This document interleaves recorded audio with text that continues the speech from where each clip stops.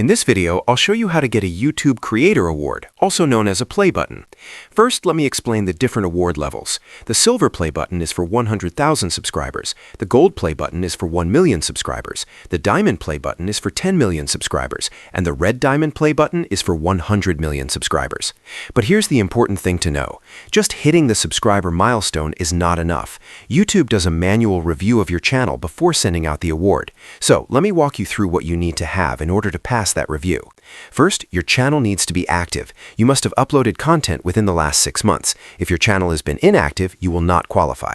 Second, your channel needs to be in good standing. This means you cannot have any active community guideline strikes. You also must not have received any strikes within the last 365 days.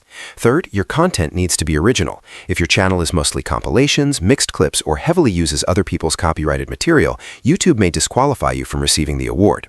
Fourth, you must follow YouTube's terms of service and must not have been suspended from the YouTube Partner Program at any point.